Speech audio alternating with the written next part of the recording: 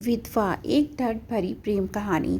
दूर से गाने की आवाज़ सोनी के कानों तक पहुंच रही थी और वह इसे सुनकर रोती हुई अपने अतीत के गलियारे में खोती जा रही थी। यह गाना उसे और उसके प्यारे पति अविनाश को बहुत ही ज़्यादा पसंद था। बहुत लंबा तो नहीं, परंतु एक छोटा सा यादगार रास्ता दोनों ने एक साथ तय किया था। घर वालों की मर्जी के खिलाफ शादी की थी। सोनी बचपन में भी एक बार विधवा हो गई थी और अब फिर से विधवा थी। उसे तनिक भी याद नहीं कि कब उसका विवाह हुआ, कब वह सुहागन बनी और कब विधवा भी हो गई। सोनी की कहानी कुछ इस तरह है। गांव से 10वीं पास करने के बाद घर में बाबूजी का फरमान जारी हुआ कि अब आगे पढ़ने की ज़रूरत नहीं। चूल्हा चौका करके सोनी घर के एक कोने में पड़ी रहेगी। विधवा स्त्री की यही तो विडंबना है। लेकिन बड़े भैया जो कि फौज में थे, उन्होंने सोनी को पढ़ाने का बीड़ा उठाया। उनकी बात काटने की हिम्मत बाबूजी में भी ना थी और मन मारकर उन्होंने आगे की पढ़ाई पूरी करने की इजाज़त दे दी। सोनी ने मन ही मन भैया को धन्यवाद दिया और मन लगाकर पढ़ाई पूरी करने लगी।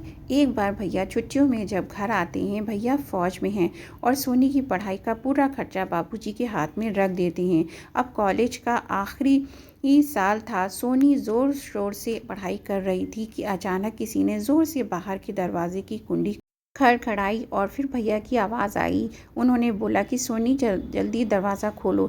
तभी सोनी भागती हुई भी जाती है और दरवाज़ा खोलती है और अपने बड़े भैया से लिपट जाती है। तभी अचानक उसकी नज़र भैया के साथ खड़े फौजी पर पड़ी और वह छिटक कर अलग खड़ी हो गई। भैया ने परिचय करवाया कि यह अविनाश है। फिर तीनों घर के अंदर आते हैं। अम्मा खाने की तैयारी में लग जाती हैं और सोनी अपने कमरे में पढ़ाई करने चली जाती है, परंतु उसका मन अब पढ़ाई में तनिक भी नहीं लग रहा था और बार बार उसका ध्यान अविनाश की ओर जा रहा था। दूसरे दिन परीक्षा देकर जब वह घर लौटी तो आंखें अविनाश को ही ढूंढ रही थी। अविनाश को भी इस बात का एहसास हो गया था कि सोनी उसे छुप कर देख रही है। एक सप्ताह कैसे बीत गया पता ही नहीं चला। भैया से भी यह बात छिपी नहीं रही। दोनों एक दूसरे के प्रति बहुत ही ज़्यादा आकर्षित हो रहे हैं और एक दूसरे से प्रेम भी करते हैं। फिर जब भैया ने अविनाश इस बारे में बात की तो वे झट से मान गए, क्योंकि उनके घर में सिर्फ एक बूढ़ी माँ थी। बाबूजी कई साल पहले गुजर गए थे।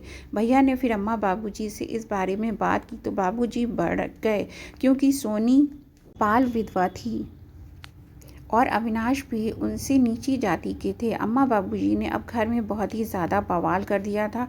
वह दोनों बिल्कुल भी नहीं मान रहे थे। अब भैया के पास एक ही उपाय बचा था, घर वालों से छुपाकर शादी कराने की। वह चुपचाप पास वाले गांव के मंदिर में दोनों को लेकर गए और शादी करवा दी। विदाई के समय भैया से लिपट कर सोनी खूब रोई।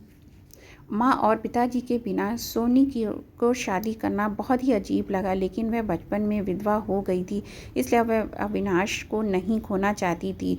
उसके मन ही मन मंदिर में ही माँ और पिताजी के हाथ जोड़कर उसने माफ़ी मांग ली और अविनाश के साथ अपने ससुराल चली गई।